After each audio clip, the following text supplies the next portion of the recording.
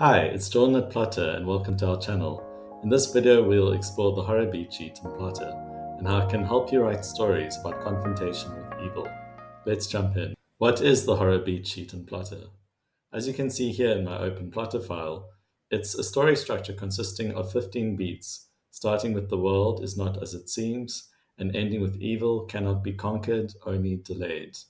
Let's look at each of the individual beats closer. So beat one of the horror beat sheet is the world is not what it seems. So in this opening part of the story, your audience catches their first glimpse of a monster, whether literal or figurative, and you should hint that the monster exists at least. It might occur right away, or it might be after you've introduced your main characters. So allow your reader to see that the ordinary world has something sinister lurking just beneath the surface. To go to an example, in Wes Craven's Scream, we're introduced to Casey, who, in an iconic 11-minute opening sequence, receives an ominous phone call, and she discovers the caller is in her house, and then she is murdered.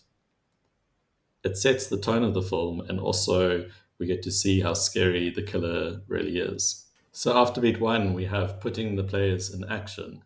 So now that you've made your contact with the audience, it's time to introduce your main characters, if the audience hasn't already met them. So this is where you also reveal the primary internal conflicts. A lot of the time, monsters are mirror images of the main character's internal conflicts. So in Scream, we're introduced to Sydney Prescott and quickly learn everything that we need to know. She's battling with some kind of unnamed as yet trauma, and she also has a boyfriend, Billy, who is upset at their lack of intimacy and is bad at respecting boundaries. So we don't know exactly what's happened yet, and we also know from the introduction that something big has happened in Sydney's life and that the baggage is causing her trouble. Beat three is setting them on the path. So this is where your characters make a choice that inadvertently puts them on a collision course with the monster. It's often where, in the classic horror trope, the kids go to investigate the spooky house, or people go on an ill-fated trip. So think about what choice your characters make. How could it lead to their isolation? And how does the decision put them on a collision course with the monster? Beats three and four often happen close together or might even be bundled into a single event. For example, in Scream, we meet the rest of the important supporting characters. So Sydney's best friend, her insensitive boyfriend Billy, and the tag along friend Randy.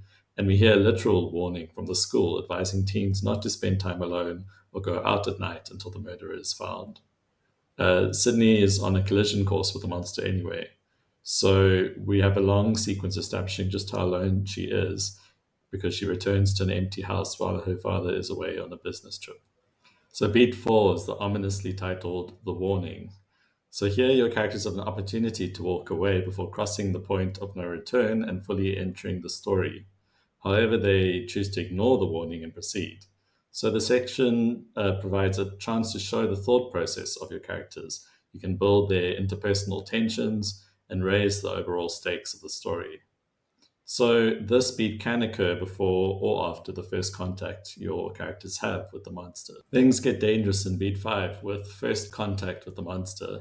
So whether it's a close encounter or just a quick brush, act one ends with the first meeting with the monster. The audience has seen the monster in action already, most likely, such as the audience seeing Ghostface terrorizing Casey in Scream. But the fifth beat is about introducing the monster to the character or the hero who, up to this point, has only really been struggling with their own inner demons. So, what's important about this plot point is that your character doesn't necessarily realize just how much danger they really are in. In Scream, Sydney receives a threatening phone call from Ghostface, but at first she fails to take it seriously and she even goes so far as to provoke the killer. Now, in beat six, it gets real. So, this is the moment where the threat becomes truly evident to your characters. It happens about a third of the way into the story or at the beginning of the second act. So, in the hero's journey, incidentally, this would coincide with the crossing the threshold moment.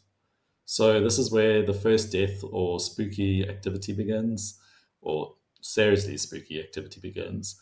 The danger becomes truly evident and unavoidable, and there's a marked increase in tension. So in Wes Craven's Scream, Sydney gets attacked in her house, which also leads her to become suspicious of Billy, putting even more pressure on their strained relationship. Beat 7 is the chase. So, this is the longest part and the heart of the story. It's the part in the horror beat sheet where the problems brought up in the first act are teased out and examined.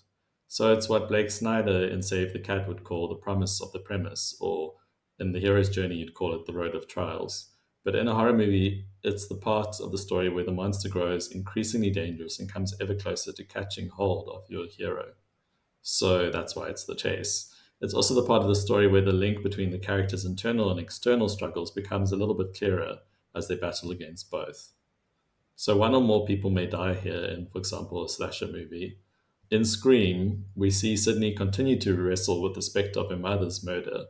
Billy has been ruled out as a suspect in the killings by the police, but their relationship is still in trouble, and the audience is teased with glimpses of Ghostface and a few murders to keep things going.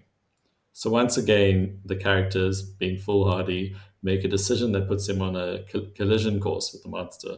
In this case, it's a party invitation that defies the curfew that's been imposed. Now we come to beat 8, a failed confrontation.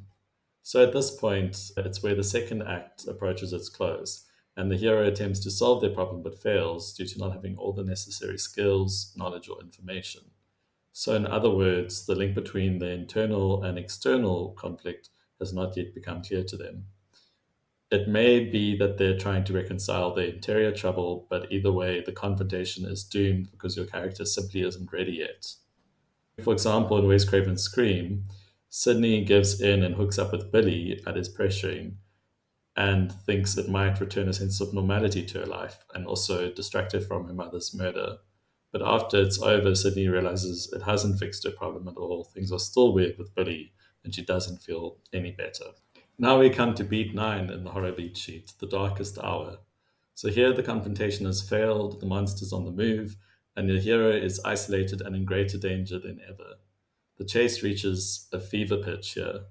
The characters that remain come to their darkest moment, and your reader or viewer should feel that there's no hope and no way to destroy the monster. Here, though, the link between their internal conflict and the monster may become clear to your hero. Sydney's best friend is dead at this point in Scream. Everyone else in the party has left, and she's left alone with Billy. Then Billy gets stabbed, leaving Sydney to fight off the monster Ghostface on her own. Every attempt she makes to get help fails, and the people she seeks help from are taken out one by one. But after that moment of the darkest hour comes a different solution in beat 10. So, this is where some new piece of information comes to light that makes it clear how to defeat the monster. It's usually also the placement of a big twist. So, here the new information may be delivered by a mentor figure or someone your hero seeks help from, or it may simply come through soul searching and observation of everything that's happened. In Scream, Sydney has the revelation that Billy's not dead, but was actually the killer all along, or one of them. Most shocking of all, we learn that Billy actually killed Sydney's mother, and that ties up all of her internal and external conflicts together. Now, beat 11 is where the tables start to turn. It's seeking out the beast. Armed with the new knowledge they have, your hero is emboldened to succeed at last. Where previously they've been running for their lives, now they actively seek out the monster. They intend to enact the new solution they found to defeat the monster. In Scream, Sydney turns the tables on the killers and uses some of their own methods against them. In B12, the true cost is revealed. So here, victory for your hero comes at a cost. Both the internal and external conflict must be confronted together, and their defeat leaves your hero irrevocably changed. So they'll have to confront their fears to emerge victorious, but the choice might not be as easy as it seems. In Wes Craven's Scream, Sydney now knows that she was right all along to distrust Billy and that her internal struggles were not her fault. But now she has to overcome who she thought was her own boyfriend. In beat 13, sacrifices are made or not. So, faced with the ultimate choice, your hero has either succeeded in defeating the internal conflict and has won against the monster, or here they ultimately succumb to their weakness. Will they move forward, or will they slide back to the comfort of their old ways? It's a moment to once again put your reader or viewer on the edge of their seat and make sure the outcome is not too obvious and a foregone conclusion. So, if your hero succeeds and defeats the monster, Show how they've used everything they've learned along the way to succeed. And if they fail, show how or why they slide back and don't complete their transformation. In Scream, Sydney has to kill her own boyfriend and come to terms with the realization that she put an innocent man on death row for her mother's murder. Beat 14 is the inevitable fallout. So now that the climax has been reached, your story must show the consequences of the sacrifice or decision your main character made. So did your hero emerge victorious or did they succumb to their weakness? Whatever the answer, the beat is where the consequences are explored. If you're writing a standalone book or a standalone screenplay, this is where you'd wrap up the character arcs for the hero and any remaining characters. And you'd show also, if they're victorious, how they've transformed. So in Scream, this part is brief because it's the first film in the franchise, so there's still room left for things to develop further. And lastly, we come to the beat Evil Cannot Be Conquered, Only Delayed, beat 15, in the horror beat sheet. So here there's often a final scale glimpse of the monster, which reminds us that victory in a horror is often only really temporary.